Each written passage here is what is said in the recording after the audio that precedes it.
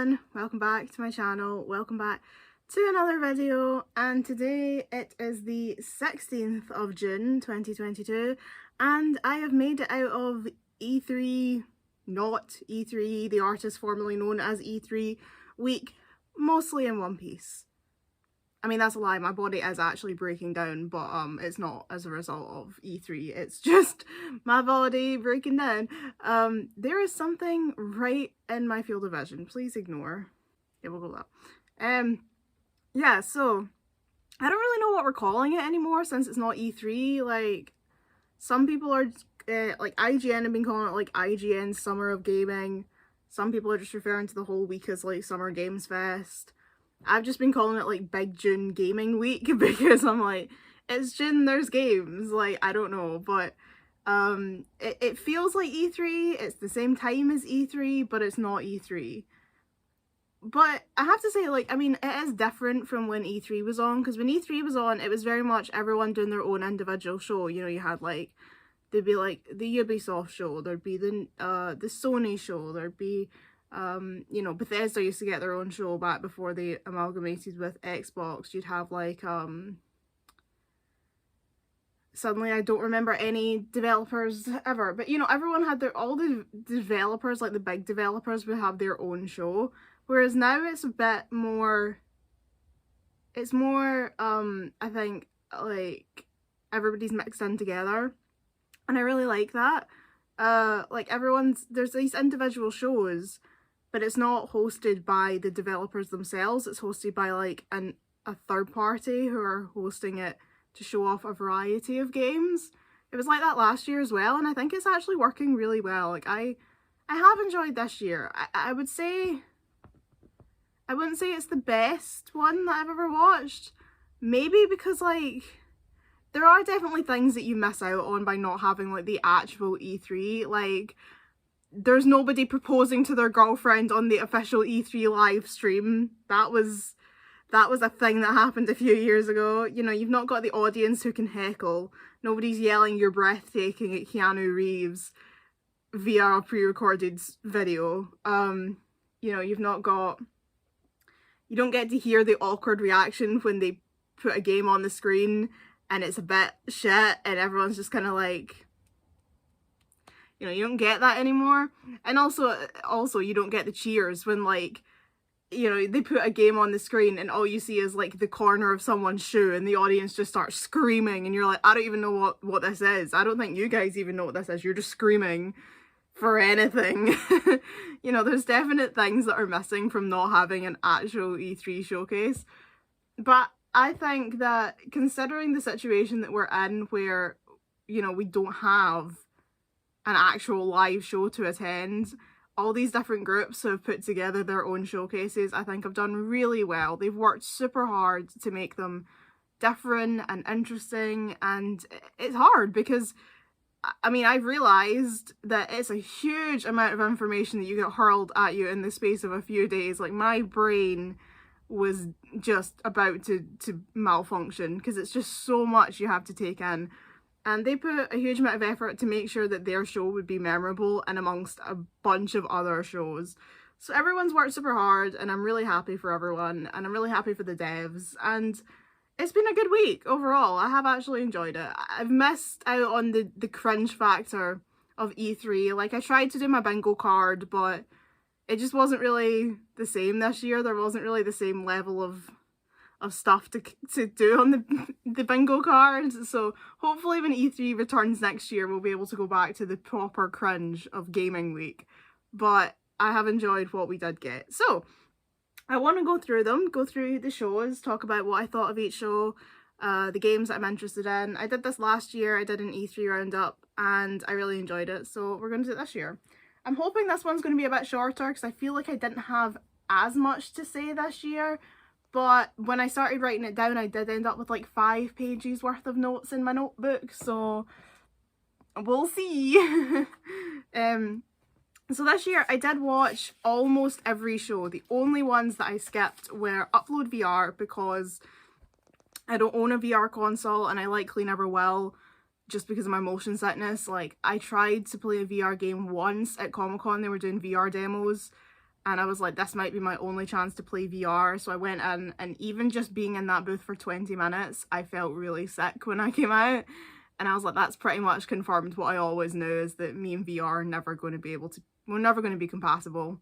So there wasn't really any point in me watching the Upload VR showcase, because I love the concept of VR, and I would love to play VR games, and I can't because of my motion sickness. So watching the showcase would really just be rubbing salt in the wound, and I didn't want to do that, so I skipped it. And I also skipped Capcom, just because other than the very first Ace Attorney game that I played on the channel last year, I've never actually played a Capcom game. Like, they're just not...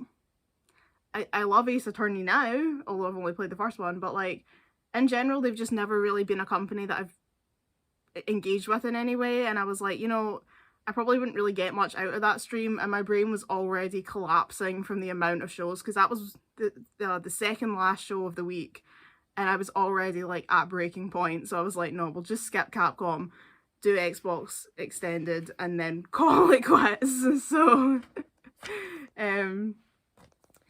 so that's what we're covering. Every other show I have watched. So kicking off, the very first show of the week was Limited Run Games. If you don't know, Limited Run are a company who publish limited runs of games. So they have a really varied collection, because they'll do physical copies of, like, they've done like Return of the Obra Dinn. I'm pretty sure they did What Remains of Edith Finch. Like, those kind of like niche indie games that are really popular. Like, really popular, people really attached to them, so they publish like physical copies for the people that are really devoted and want a physical copy of those games. But they also publish limited like reruns of old games, and there were definitely some oddballs in the showcase that I was not expecting to see. But in terms of their showcase, the Limited Run went with the kind of live action narrative, which I appreciate. We'll get to that later. But I appreciate, and they were made, their live action sequences were made by Mega 64, which are a kind of online comedy troupe. They do like a web series and stuff, and they were doing a parody of like first person shooter games and kind of like retro shooter games, and it was fun, it was funny, and a lot of people in the comments were really into it. A lot of Mega 64 fans that were just like living for the scenes. Some people who'd basically just come to see them and not even really paid attention to the game announcements, so that was fun. They were having a good time. There was aliens and stuff. It was a good time. But some real surprises in the announcements. They had Glover. They are Limited Run re-releasing physically Glover. Glover, the game that I've done a Let's Play of as far as I could before my fucking game glitched and won't load the next level. It should. There's literally no reason why it shouldn't. It just doesn't. And I don't know if that's hard-coded into the disc, or if I triggered it. I don't know if I sit through another like 6 hours of replaying that game. Will it work? Will it not? But they're re-releasing Glover, the game that has tormented me since I was 5 years old. And I mean, I was not expecting to see the glove at a game showcase in 2022, so that was cool. And I mean, maybe I will get it. Maybe I'll get it and it'll work. Maybe this time we'll finally get to see the new worlds, you know? They also are re-releasing Night Trap, the infamous FMV game from way back when. I think it was like the 80s. They're re-releasing the Bill and Ted retro collection. They look fun. There was a game called Spider Swords, which had an absolutely banging theme tune. I probably wouldn't play it, but I want that song on my Spotify. It was a tune. But definitely the one that shocked me most was that they are remastering in 4K with like new features and stuff, extra content, Plumbers Don't Wear Ties, which has been lauded as the worst video game ever made. It's a weird FMV erotica dating sim thing, and it is infamous. And they are re-releasing it in 4K, and they had a whole trailer for it, and I was just absolutely stunned. So yeah, but it was a good show. I enjoyed Limited Run. Real variation in the games, obviously some new titles, some old titles. They had like Doom Eternal and stuff in there, so real variety. Enjoyed the live action stuff, so overall it was a good little stream. Next up we have Black Voices in Gaming, which was hosted by Justin Woodward, Destiny Cleveland and Derek Fields. They had some tech issues at the start, which was a bit of a shame. They were having like problems getting the stream to load, and then there was no sound, and then sometimes like one of them would like freeze when they were trying to talk. So they were definitely, because they were doing it as like an actual like online like a Zoom call type thing, like they were on chatting via the internet, so obviously you're going to get tech issues when you're not just recording it like, you know, like a straight show. They were doing like an actual like live chat thing, so they were struggling with the tech, but once they got going, it was really good. I really liked the style. Rather than it being like a showcase, it was more of like a chat. So like Destiny and Derek were like interviewing different devs, but when they were interviewing them, they were just joining in the chat, and the three of them would just sit and chat together while like gameplay footage played of the games, and they would just sit and talk about like all different stuff. Just talk about games, talk about the game that they're making, talk about, you know, the experience of being like Black in the game sphere, games that they love. There was loads of laughs. It was really fun. Just a really kind of good vibes all around, you know. It's just a really fun stream where everyone was having a great time, and I like that kind of, where, you know, rather than it being like straight interviews, that it's just like a kind of a chat, just three friends sitting around talking about games and working in the industry. And yeah, I thought it was really good. I thought it's definitely, it's a shame that it was so early on, because I feel like it would have been good to like in the middle somewhere to kind of like break up all of the very, very samey shows. But also the fact that it's on before Summer Games Fest is always a bit of a, it's the same for Limited Run, because they were on before Summer Games Fest. I feel like a lot of people missed them, because Summer Games Fest was kind of seen as the opener, and people didn't realise that there was actually like 2 shows on previously. So I also didn't notice that, so I had to go back and catch up on them. So that's a shame, but I hope people went back and watched, because it was a really good stream, and it looked like they were all having a good time. After that we had the big one, the big number, Summer Games Fest. So Summer Games Fest was a thing that Jeff Keighley came up with during the pandemic, because they were really struggling to get E3 together. He was like, I'm going to make my own gaming showcase, and it's going to be great. And I really appreciate what he did. You know, Jeff Keighley is, I really respect Jeff Keighley, because he's just a guy who just loves games, and he just wants to talk about them and show them off and be part of this industry and part of the culture. Like, he's just someone who's so enthusiastic. Like, he just fucking loves games, and he just wants to get up and tell you how much he loves games. Like, I have a lot of respect for Jeff Keighley, you know.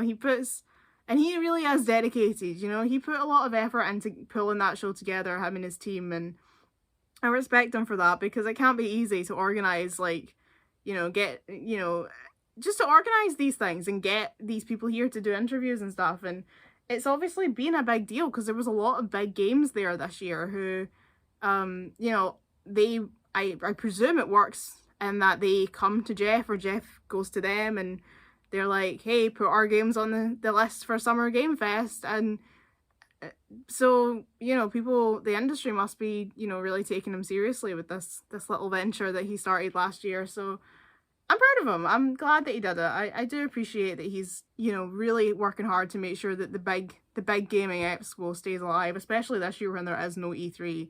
He's out there doing the Lord's work, and we appreciate him for that. It's also good to kind of have that one big central event. I feel like E3 never really had that, because everyone was doing their own shows. There wasn't really just like one kind of main event that was like for everybody, and like, you know, games across the platforms, across the different developers. And it's good to have that one kind of central event where it's like, if you don't have time to sit through every single game and showcase, it's like, this is where the big things are going to be. Come to Summer Games Fest and you'll see all the big stuff. And then if you want to see more about the different games and more kind of indie titles and stuff you maybe didn't get to Summer Games Fest, you can go and watch them. But if you're short on time and your brain can't cope, then just come to Summer Games Fest and you'll get all the big news. So I appreciate them for that. It definitely wasn't as cringe as last year. I remember referring to it as Summer Cringe Fest last year, because there was just, there was some cringe, but then I'm here for it. But it definitely still delivered on the cringe because there was this really weird section where The Rock was there. Like, they did a recorded message from The Rock where he was standing shirtless in the gym. And I don't know if that was his, like, home gym or if it's, like, a public gym that he goes to. Well, it's probably, like, a private gym, but, you know, like, a gym building. And he starts talking about his upcoming film Black Adam for, like, the DC movie. Then he randomly did some product placement and promoted an energy drink. And then he just waffled, and no one really knew what he was saying. Like, it was just, like, words, but they didn't seem to have meaning. And then they played a trailer for Black Adam, which, if you did have your E3 bingo card, you can cross off movie trailer that no one asked for from your card. So that was bizarre, and it spread like wildfire on Twitter when everyone's just like, what was that?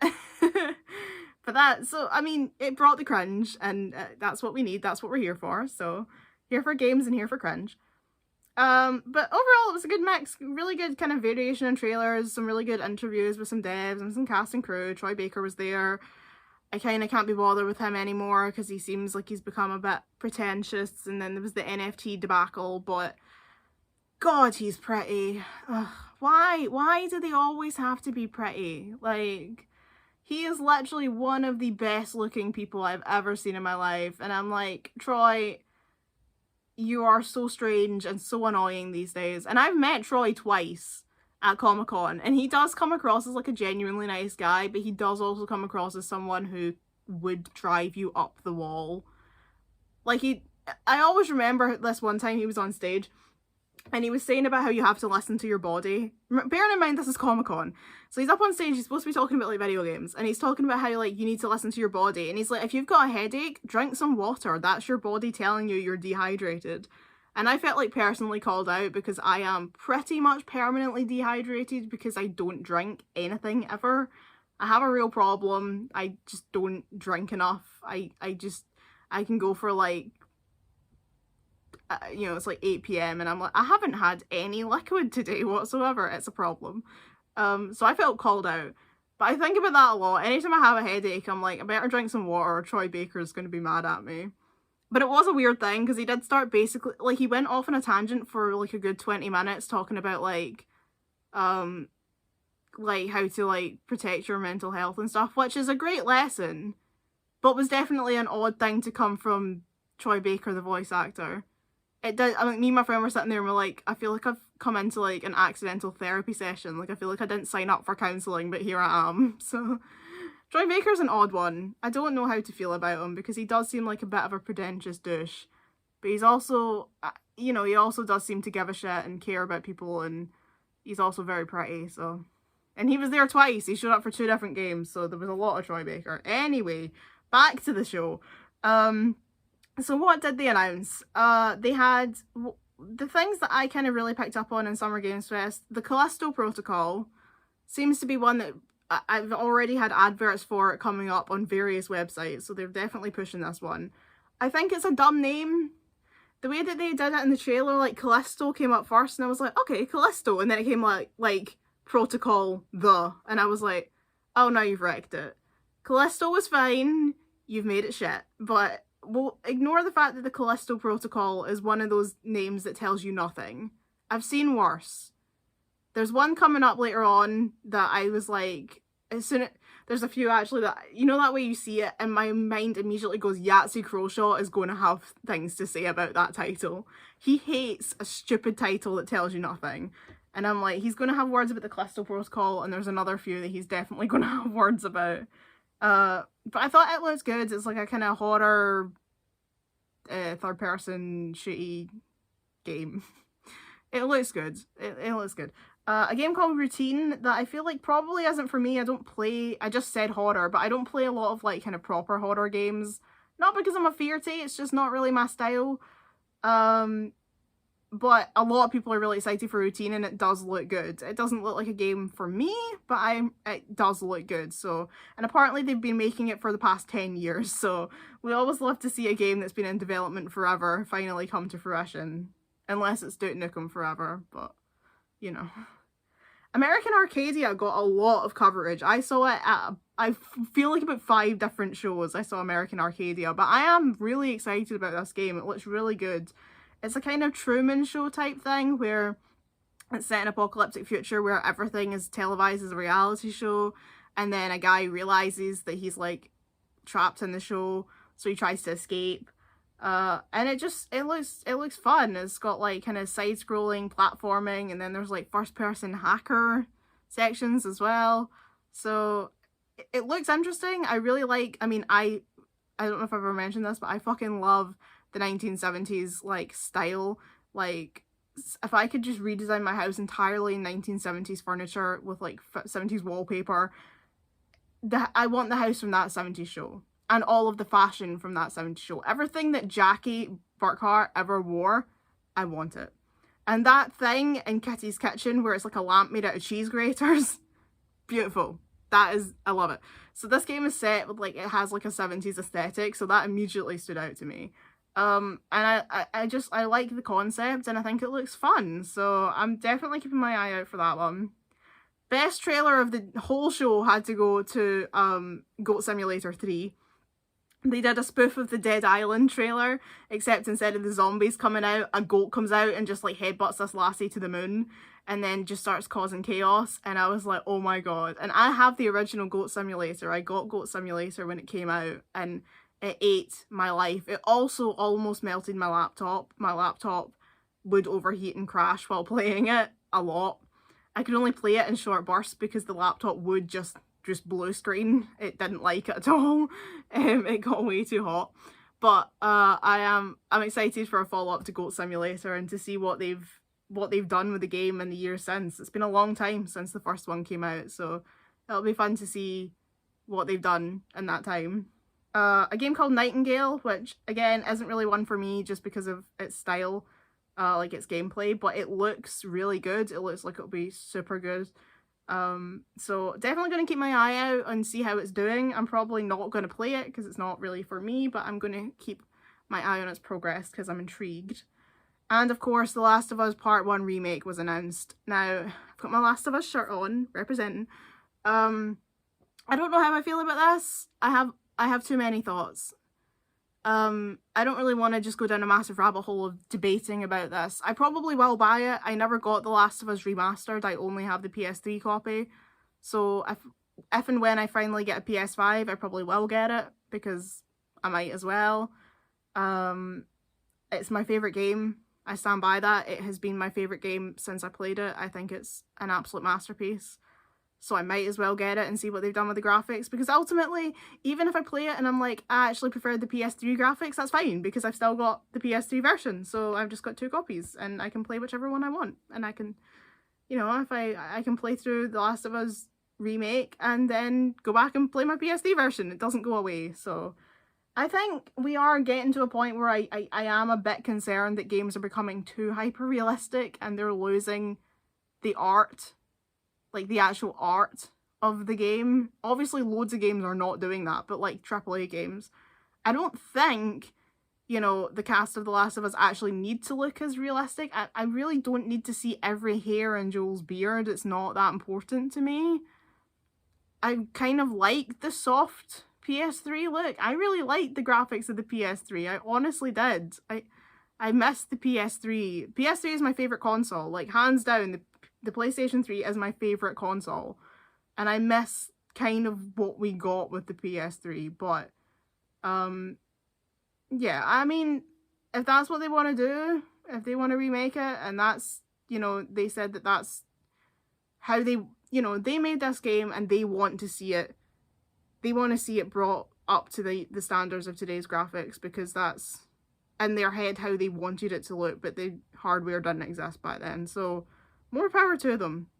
Really, it's like I say, it's my favorite game, so I'm happy to see it continuing to have a legacy. So next up was my favorite show. I will tune in every year to see what happens to Nina Struthers at Devolver Digital. I fucking love the Devolver Digital streams so much. Like, I don't even remember what games they showed. I honestly don't. I don't care. Like, I wasn't there for the games. Like, I love Devolver's games, but I'm watching their stream for, like, the story. Like, I'll go back and find out what they showed, and I'll probably buy them, because I do genuinely love, like, everything that Devolver puts out.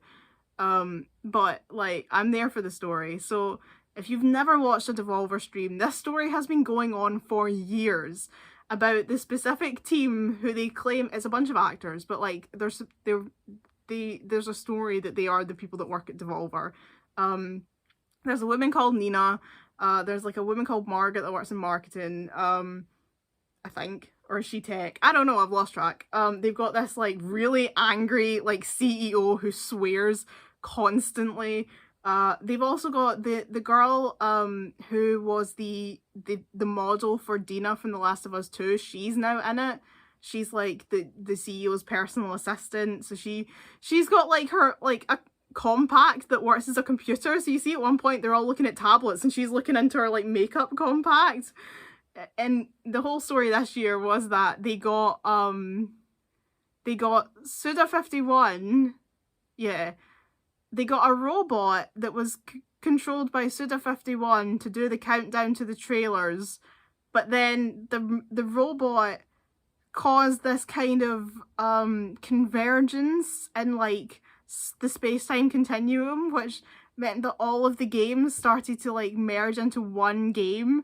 So then like the CEO ended up dressed as Princess Peach, and like one of the guys, I think his name is Zane. He ended up with like a t-shirt that was like Tom Clancy's Animal Crossing. It had like Tom Nook with like an eye patch and a machine gun. It was so funny. And then, oh, what was the line? The CEO came in at one point and she came out with this line and I actually like fell off my chair. Microsoft bought Bethesda again. Just for fun. Just what the ever-shitting fuckfire have you assholes done now? I just love it. I love their shows and I love getting to catch up on this story every year. It's like a half an hour show. Theirs is always really short because they are a very small studio, so they put out like quite small games. They don't have a huge amount to show off every year, but they have the most iconic showcase of all, and I wait all year for the next like 30-minute update in this story. I absolutely love Devolver streams and I will tune in every single year to find out what happens next because it's great. They are great. I love them. They are one of my favourite studios. I think they are just absolute gods and I worship at their feet. So thank you Devolver once again for bringing me such joy. You really are the legends. Oh, then they had this whole never-ending story parody where, like, Nina and Suda51, the robot, needed to, like, rebuild the universe. It was great. It was great. It was followed by IGN Expo, which I would say was the most boring show of the whole week. Like, I don't know. Maybe I was just in a bad mood, but I was watching it and I was like, I'm actually ready to sleep. This is so boring. The presenters were a bit cringe and I just wasn't feeling it at all. But there was a few games. They showed Madison, which was getting quite a lot of coverage this week. It's a horror game. It looks creepy as all hell. I probably won't play it, but it looks like it'll be really good for people that are into those kind of games, so woohoo. Quiet Farm, which is a game where you play as a cow. And I don't know, we saw a few clips of it and I was just like, I was just immediately drawn to it. I'm like, I want to play the cow game where this cow is just like plowing through stuff and like destroying everything. I clearly have a thing for this. Goat Simulator is a game where you're a goat and you destroy stuff. Quiet Farm is a game where you're a cow and you destroy stuff. I have a genre, clearly. But I'm definitely keeping my eye on Quiet Farm because I'm intrigued. There's a game called Wanted Dead, which I honestly couldn't quite tell what the hell it was about. Like, I couldn't follow what the game is supposed to be, but it looked like something I would enjoy, and there was like 1 second where she was holding this really pretty looking ginger cat in the trailer, like this, you know, realistic-ish, it was pretty realistic ginger cat, and I fucking love ginger cats, so I was like, I want the game just because there is ginger cats in it somewhere. A game called Gory Cuddly Carnage, where you're a skateboarding cat fighting unicorns, which just sounds magnificent, to be quite honest. Coral Island and Dinkum, which are both kind of Animal Crossing-esque, like, cute run around an island. Although I think it's Coral Island, like, it was all, like, super cute, and then at the end of the trailer, this, like, kind of ominous music started, and it was like, what is that noise?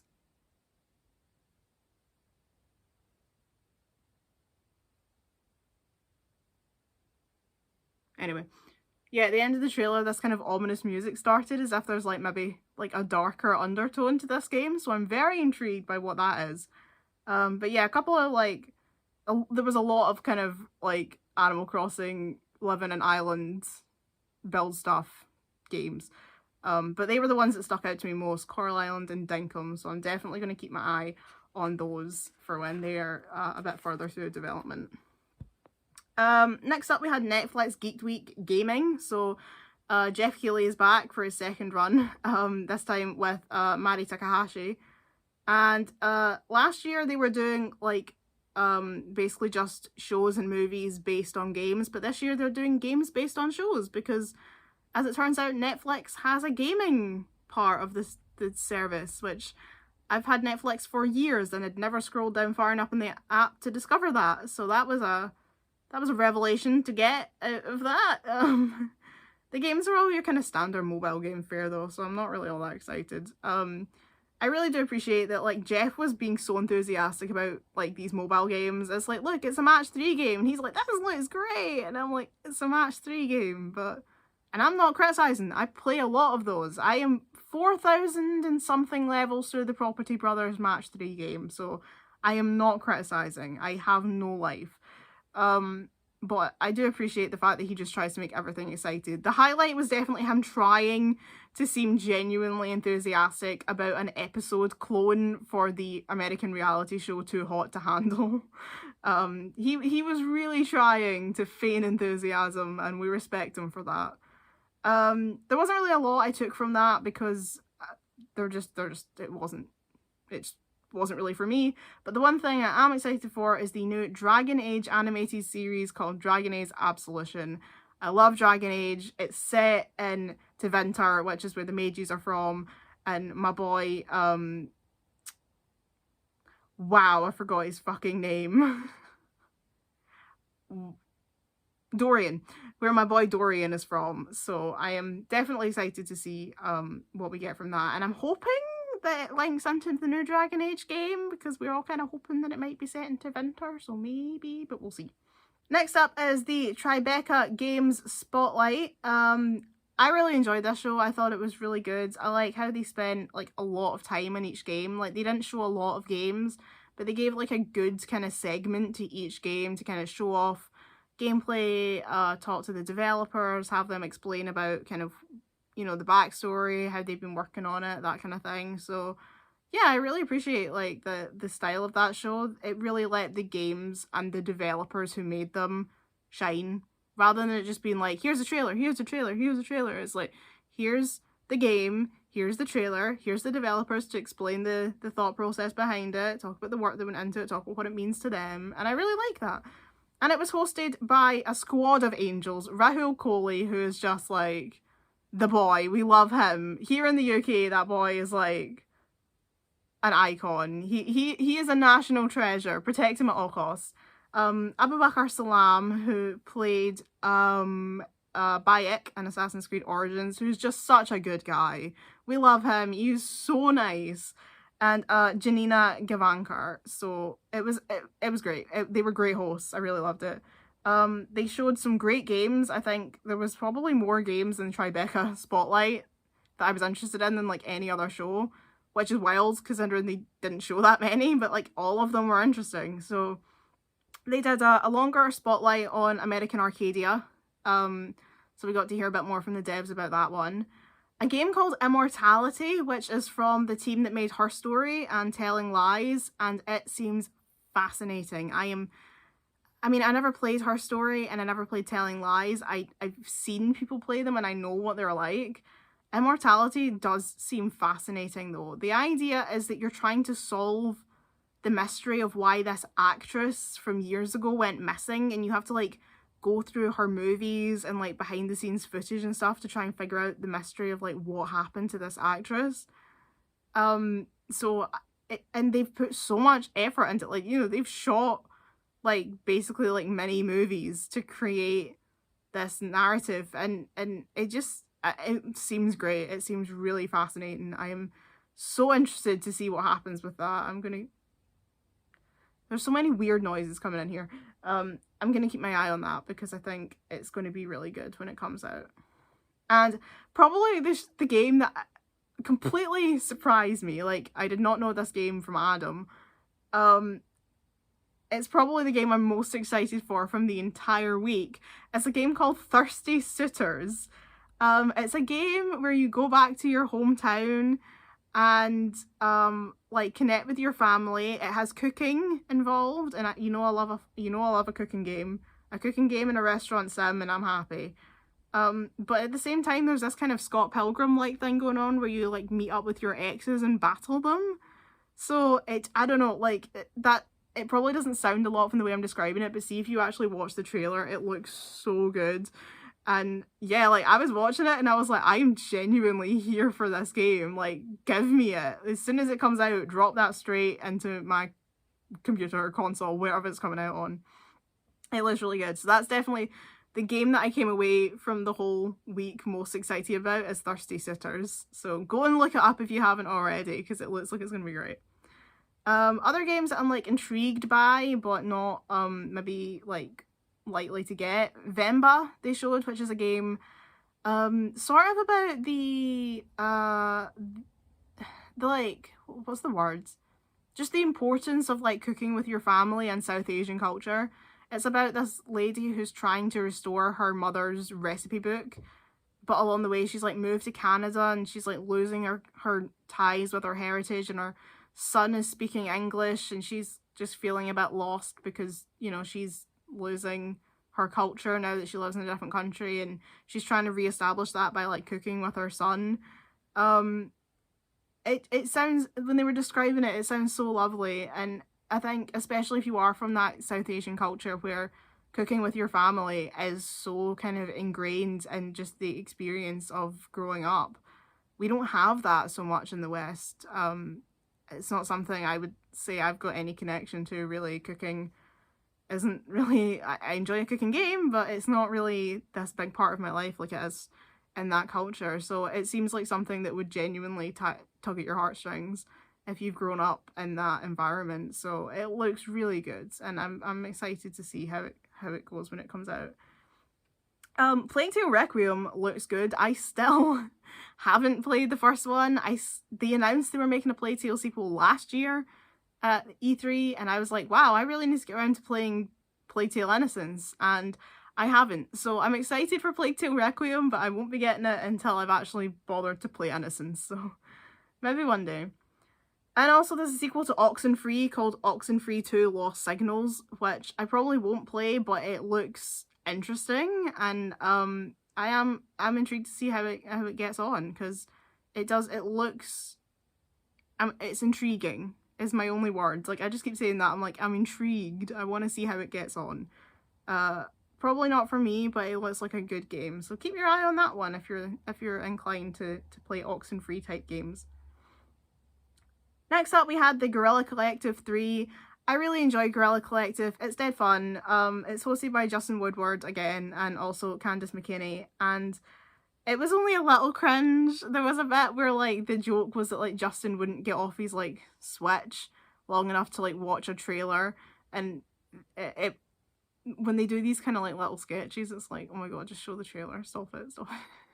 But most of the time it was fun. I really like them. I like the Guerrilla Collective. You know, they're really passionate, and they're, you know, they put this together in 2020 when the pandemic was in the height of the nightmare, to keep the gaming enthusiasm alive, and here we are 2022 and they're still out there, still doing it, still representing games from kind of less well-known developers, you know, games that are maybe not as well known, and they did it back to back with the Wholesome Games show, so I'm going to talk a bit about both, but it was good. I had a really good time. I thought it was a really fun stream, and I did genuinely enjoy watching it.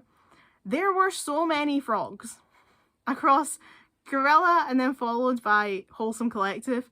I swear I counted at least 10 frog games. I now can't remember what they all were, but there was at least Frogun,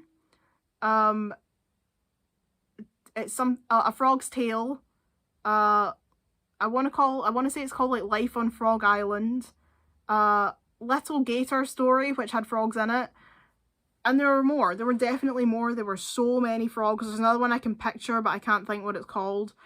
I swear there were at least 10 frog games. So many frogs.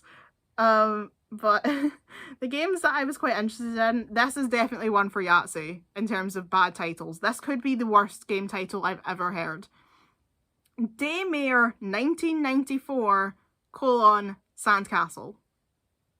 What the fuck does that mean? Daymare 1994 : Sandcastle. What? Despite the terrible title, it looks good. It looks like a kind of, you know, a good third-person shooter that I would probably enjoy. I'm just baffled by why they thought that was a good name. It's so bad. It's such a bad name. I don't know if that's a sequel. I don't know if there's a previous Daymare 1994 and this is like, you know, Sandcastle, but bad title. But looks like a good game, so we'll forgive them, but good grief. What was the show that had... Yeah, because I don't think I wrote it down because I didn't care. There was... Or did I? Let me check.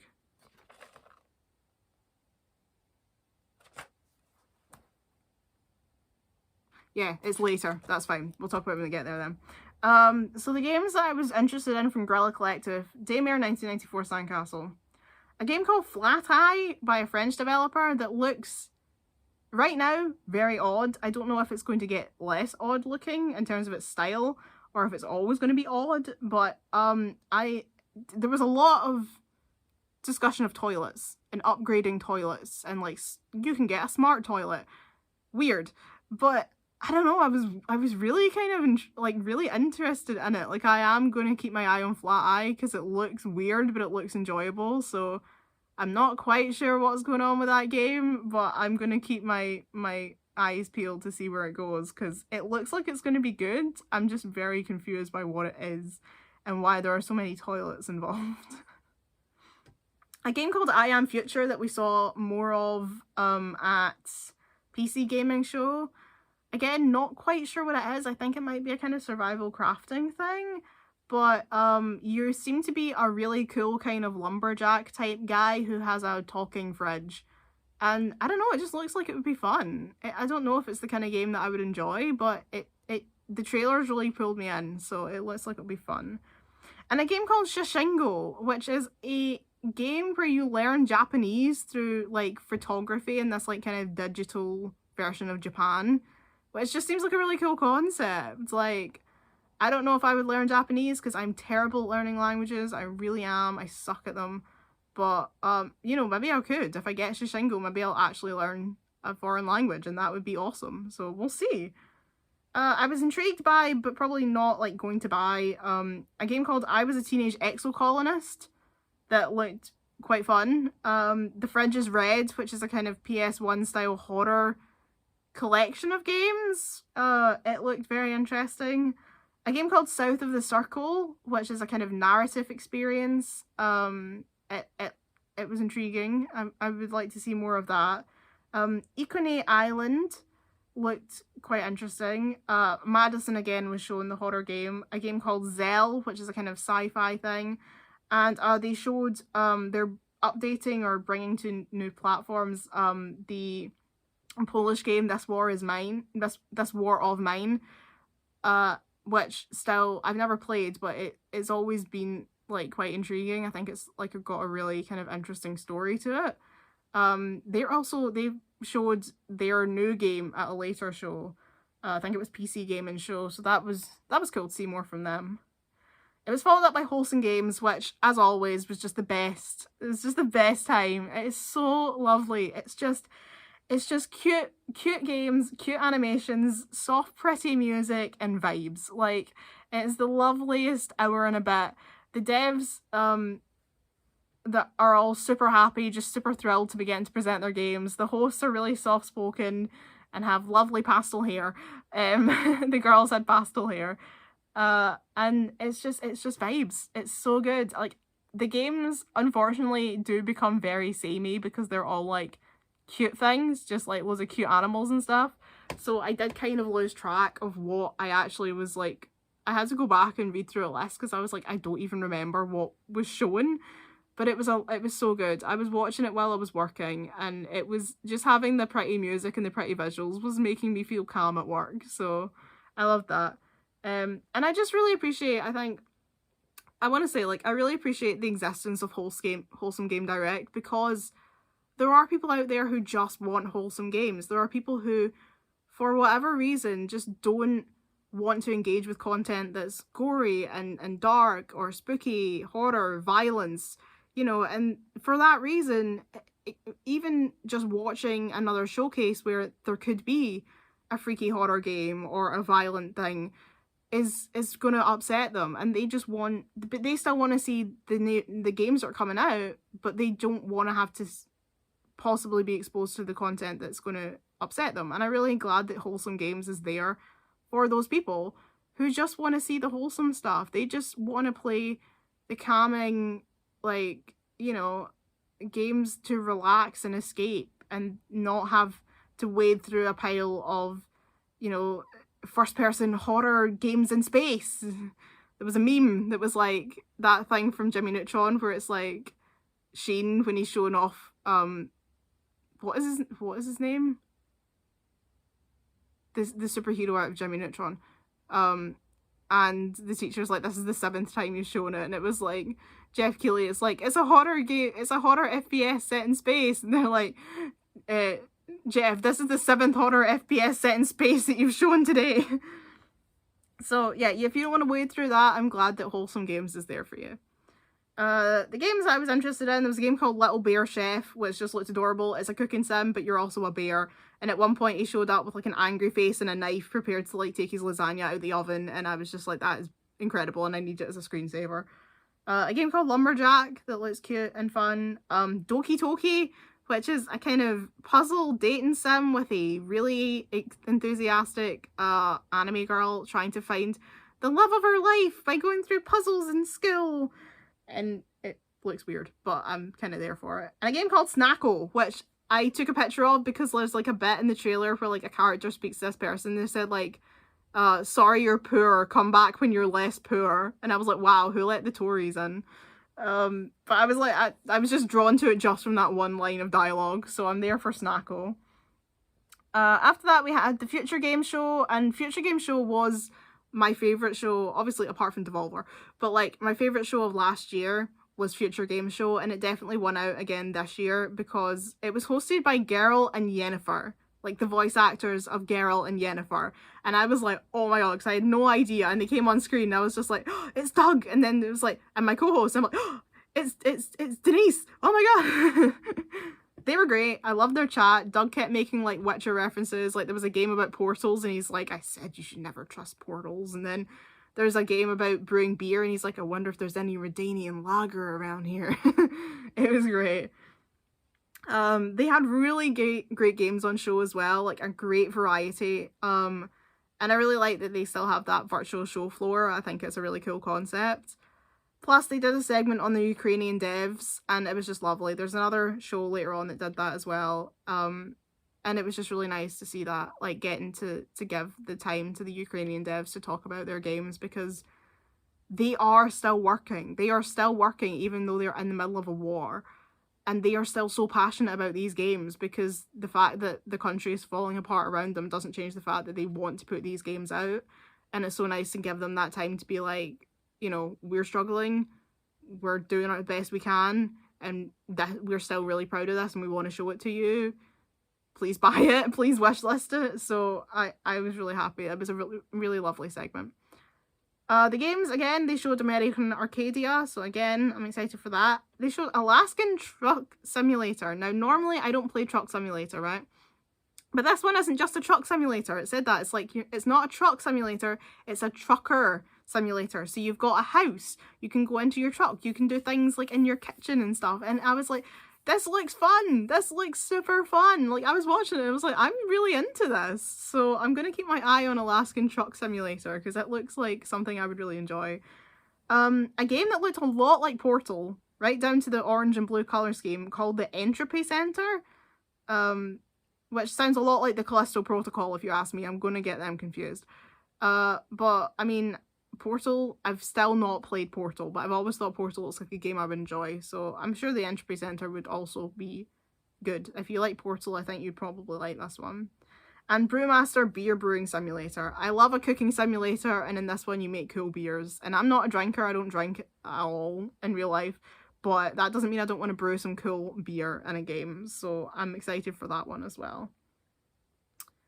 We had, after that, the Xbox and Bethesda Games Showcase. It definitely wasn't as good as last year. I remember last year everyone was, like, losing their minds. Like, we were watching it, and, like, I didn't get to see a lot of them live this year, unfortunately, just because I've been really busy with, like, work and stuff. But I remember watching them live last year, like, the chats were just, like, everyone was, like, going mad, and every game, like, pretty much every game was, like, get it day one on Game Pass, and everyone's just like, oh my god, this is insane! So, it was definitely more subdued this year. I don't think there was quite as much excitement. Not that I could see. But anyway, Phil was there, Todd was there. The usual. The usual for Xbox and Bethesda. Obviously, I'm interested in Plague Tale when I finally get around to it. A game called The Last Case of Benedict Fox, which is a kind of side-scroller mystery game, which I thought looked pretty fun. I'm quite interested in that one. The game, though, that I really took away from this, and it's a really odd one, it's called Pentiment.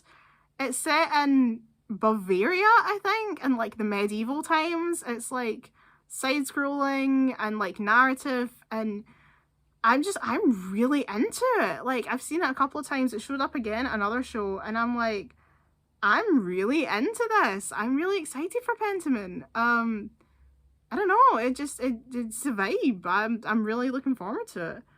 And the other thing that they announced was that Persona 3 and Persona 5, 4, and 3 are coming to Xbox. And everyone started getting a bit angry online because they're like, well, you can't get Persona 3 and 4 on PlayStation at the moment. Persona 3 is only on PS2, and Persona 4 Golden, you can get Persona 4, yeah, you can get Persona 4 on PS2, but you can't get Golden on anything other than a Vita. And it doesn't exist on another console, and no one owns a Vita. Apart from Liam for the Super Best Friends, but no one owns a Vita.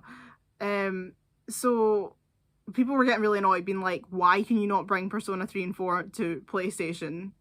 Why is it only Xbox? And then a couple of days later, it turned out that they are. So that was a bit odd, because that caused like 2 days of drama when they could have just said at the time that they were also coming to PlayStation, so that was a bit weird. But I'm super excited for that, because it means I can finally play Persona 3 and 4 Golden. So I'm super excited, because I've been wanting to for a while. I was debating just buying them on PS2, but now that I know that they're going to come to PS4, I'm going to wait for that, so I'm excited. Also, the other one from Xbox was a game that I was like, this is the one that we need to give to Yahtzee. It's called Ereban Shadow Legacy. And I was like, that says nothing. And then I sent it to my friend, and I covered over it, and I put Esteban, and then in like the bit, tagline, subheading, whatever, subtitle, where it says, Shadow Legacy, I put Julio Ricardo Montoya de la Rosa de Mies. Now I'm just going to refer to this game as Esteban, because I can't ever unhear it. Then we had the PC gaming show. It was presented by Day9 and Mika Barton. I was going to say Misha Barton. I'm like, not her. Mika Barton. They're back hosting. They didn't get blown up by the robot last year, so they're back. They kicked off making some jokes about Cyberpunk 2077, so that was funny. It was a good range of games, really good variety, some good interviews with the devs. It did feel like it went on forever, but maybe I was just losing the will to live by that point, admittedly. I really enjoyed New Blood Interactive segment, where they basically just revealed that the games that they said last year they weren't ready to talk about yet, they still aren't ready to talk about yet. He's like, remember last year we were like, we've got new games coming, but we're not ready to talk about them yet. Well, guess what? we're still not, so I'm still not telling you anything anyway. So I appreciate that. I appreciate the honesty, you know, go for it. The games that I was really interested in were Solstice, it looks really good. Immortality was shown again. A game called Deceive Inc., which is definitely not for me, but it looks really good. It's not my kind of game, but it looks like it would be really fun if it is. So I would recommend you go and look at that. They showed more of I Am Future. And Nivalis. Now, where did I first... Yeah, I've got Nivalis written somewhere else. And I don't know where it was. This is the thing, I've lost track of what was shown at which show.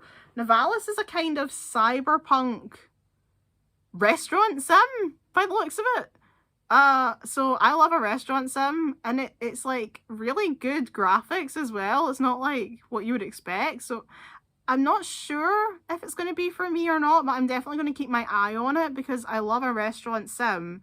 So I am intrigued as to what exactly it's supposed to be. It was very hard to tell from the trailers. So I'm gonna watch that one from afar and see what happens. I was intrigued by The Invincible, which is a kind of space robots game. It looked interesting. Good voice acting in that one. A game called The Altars that I'm not so sure about. Just because it seems to be a kind of game where you apparently have to create altars to try and like get out of the planet that you're stuck on. And I was a bit uneasy about the use of the word altars just because that's what people with dissociative identity disorder call the other people in their systems. Like, everyone in a system is an alter. And I was like, when you say you're creating altars, is that just a word that you've used? Or do you mean that you're creating DID altars? So I'm not sure. It could just be that they don't know that that word also has that meaning. So I'm just a bit intrigued as to what that means. But anyway, it looks like it'd be an interesting game, so I'm going to keep an eye on it. Backfirewall had a very interesting trailer where the idea was that they couldn't find the trailer, and then when they did, it played too small to look at it, so we don't really know what that is yet. So I feel like I have to keep watching that one just to find out what it is. A game called Demon's School, which is sort of like a kind of 8-bit retro style Persona. So I'm interested in that one because I love Persona. And not for me, but I was really glad to see that there's a new System Shock coming out, because it's been, you know, that series has been about since, God, I don't even remember when it came out, a long time ago. And it's super cool to see that it's coming back. So yay, System Shock, you know, it's a super influential game. So glad to see it back.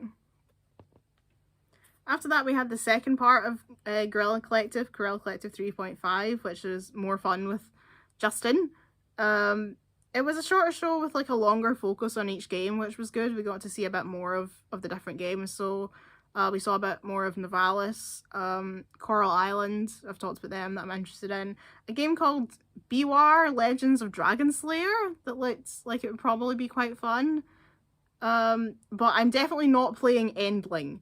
Endling, I was like, oh look, oh it's so cute, look, it's a little fox. And then they were like, Endling, extinction is forever. And there's like people running around trying to like kill the fox. And I was like, absolutely the fuck not, that will ruin my life. No, I will cry for weeks, fuck off. So I'm not playing Endling. Don't do that to me. Don't show me a cute fox and then be like, haha, if you get the game it'll die. Like, no. Next up was Capcom, which I didn't watch, so we'll skip over that. But also right in the middle here, between Guerrilla Collective and, well, between Capcom and Xbox Games Extended, we had the surprise Assassin's Creed's 15th anniversary celebration livestream.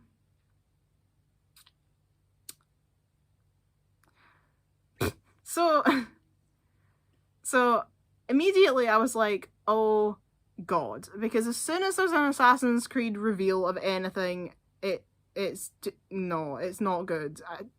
You know how I feel about this series now, and I'm like, every time you announce something, it gets worse. So I was like, right, I'll tune into this shit. It starts at 5, I finish work at 5, I was going to be online anyway, so turn it on.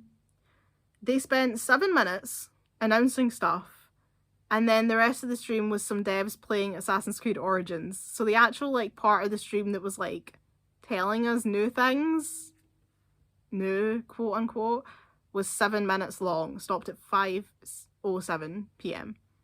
and I was like, wow, they have truly outdone themselves in stupidity at this point. Why did they bother? And everyone pointed out that, like, they managed to fit, like, everything they announced into one tweet after the show was finished. And everyone's like, you could have just done the tweet. It would have saved us all 7 minutes of our lives. So all they announced, really, was the, what did they announce? They announced that the Discovery Tour for Assassin's Creed Valhalla can now be bought as a standalone. The 60 FPS update has been added to Assassin's Creed Origins, which we all knew because that happened a few days ago. They're going to be doing celebration events over the next few months since it's the 15th anniversary. They've got a new roguelike story update coming to Valhalla, which no one asked for, no one wants. And it's like another heavy central Asgardy thing that no one wants.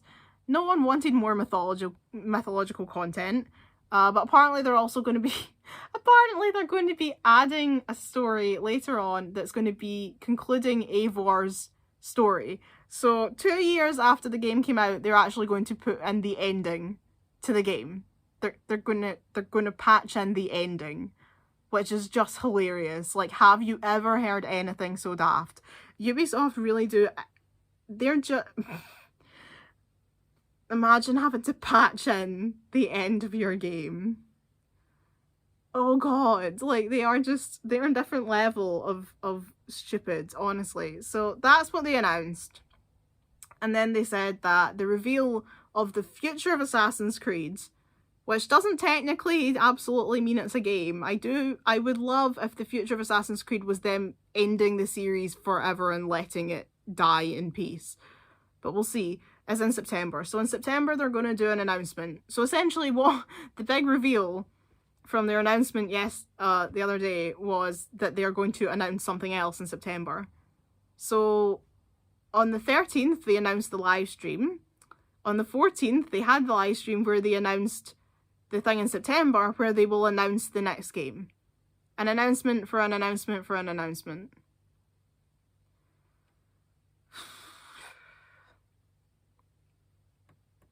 That fucking company. Anyway, on to the last show of the week. We have the Xbox Games Extended Showcase. I enjoyed this one a lot more than the first Xbox show. I thought this was actually a really good showcase. It was more conversational and more engaging. It wasn't just like trailer. It was, they had like interviews. I really enjoyed the kind of long interview they did with Pete Hines from Bethesda. It was really good. And they had a really great segment where they did a bit on Ukraine as well, and it was really hard hitting. They had footage that the devs had recorded themselves. There was a dev, and he's like, "This is the walk I take when I'm like on my lunch break from work," and he's just walking down a street that's just destroyed, just charred. Devs showing how they're working from shelters, they're working underground, working from the corridors because it's not safe to stay in your apartment anymore. So they're working from a sleeping bag in a hallway. Devs who have had to go and join the army and fight.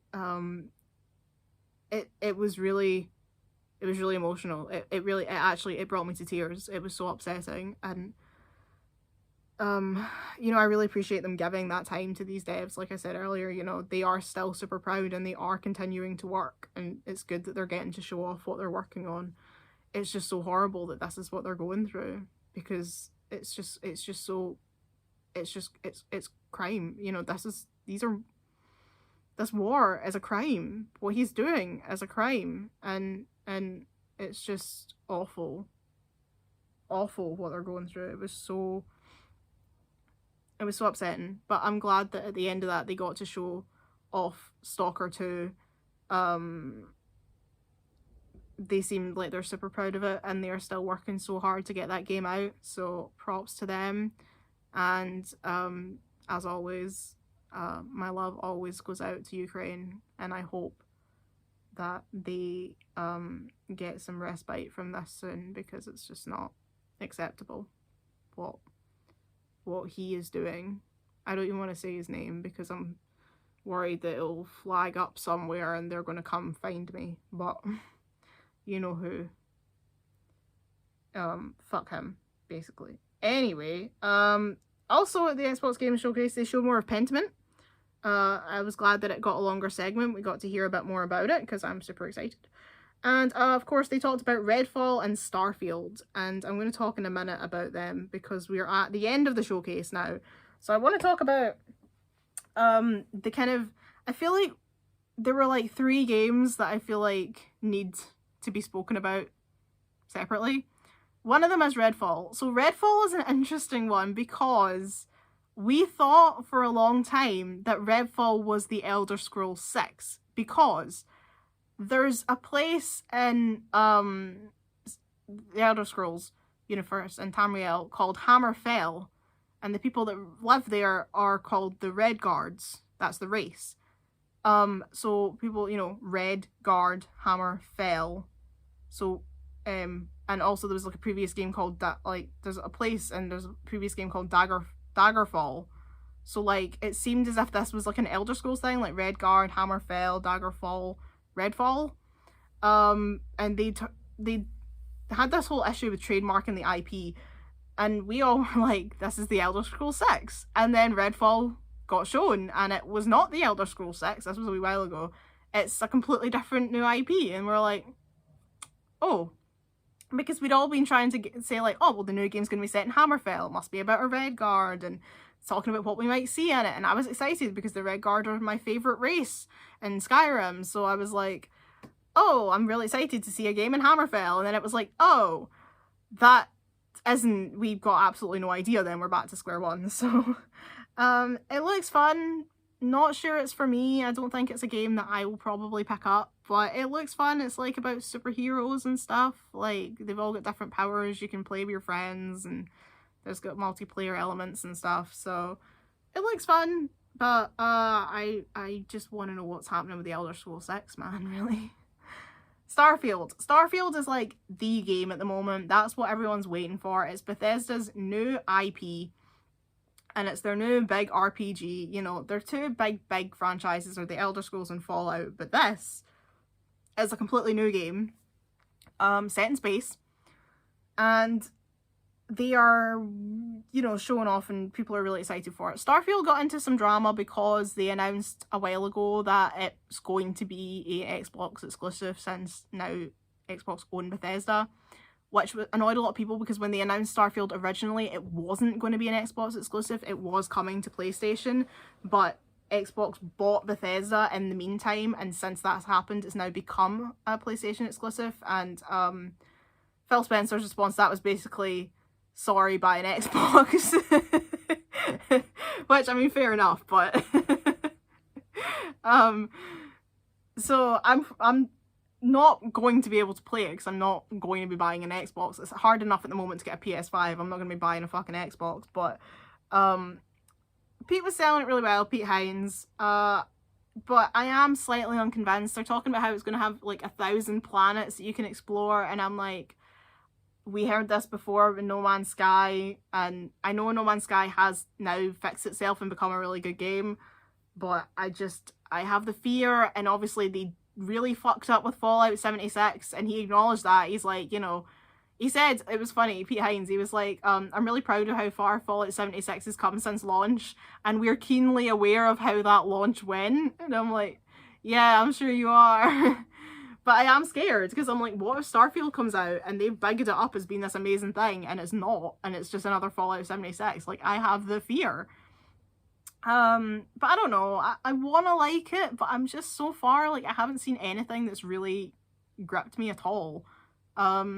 If I want to play a space RPG, I would just replay Mass Effect. I just don't know if I'm into it, but keep watching, because obviously I am hoping that it's good, but we'll see. And then finally, a game that seemed to appear at every show. I feel like I could not escape this game. It's called As Dusk Falls. And it's this narrative RPG with like different threads, different story paths. And they've done it in this, like, they mocapped it, but they've done it in like this stop motion painted animation, which looks beautiful. But I just don't care. Like, honestly, it just didn't grip me at all. And the storyline of it, when I was actually looking at it, reminded me so much of Life is Strange 2. Like, every time they showed it, I'm like, I feel like I'm looking at Life is Strange 2, and you have to understand, I hate Life is Strange 2. I have tried, I think it's the most boring game in the world. I could not stand it. I thought it was terrible. I thought it was such a huge letdown from the first game. I really, really don't like Life is Strange 2, so the fact that this game looks so much like it immediately has put me off. But they showed this, like, at least 4 different shows. At least 4. There was probably more. I feel like I saw it constantly, and it never got to a point where I felt interested. They never got it to work for me, so I'm sorry, but I feel like I really appreciate the art style. It looks cool, it sounds like a cool concept, but no matter how many times you show me As Dusk Falls, I just don't think I'm gonna care. So that's where I'm at with that one. But that brings us to the end of the week. So as a roundup, these are the games that I'm interested in playing. The Last of Us Part 1 Remake, The Callisto Protocol, Thirsty Suitors, American Arcadia, Goat Simulator 3, Pentiment, Daymare 1994 Sandcastle, The Entropy Center, Quiet Farm, and Solstice. They're the games that I've seen, and I'm like, I think I will probably play them, but obviously we'll keep an eye out and see what they're like and what platforms they're coming out for and all that kind of thing. Games that I'm keeping my eye on to see how they develop, that I might play in the future if, you know, if it seems like it's something for me. We've got Flat Eye, I Am Future, Shishingo, Alaskan Truck Simulator, Brewmaster, Nivalis, Biwar, Coral Island, Dinkum, Immortality, The Last Case of Benedict Fox, Wanted Dead, Gory Cuddly Carnage, The Invincible, and The Alters. And games that looked good but are not for me, but I really appreciate them and they look great. Redfall, Madison, Nightingale, Routine, and Deceive Inc. So that is the end. That is everything I have for you on Big June Gaming Week 2022. Thank you for coming with me on this journey. I feel like I talked way too long. So after me saying like I've got less to say this year, that has not been how it's turned out. Big apologies. But it's a long week and there's a lot to get through. So, you know. But thanks for being here. And I'm working on a video at the moment. It's taken a really long time to edit. It's a lot of footage to get through. You'll see why. But once I get that sorted, it will come to you. It's been recorded like weeks ago and it's just taking so fucking long to get the edit sorted. So once that's done, I will upload it and you'll see it. But until then, thank you for watching and I'll catch you in whatever video I put up next. Bye everyone!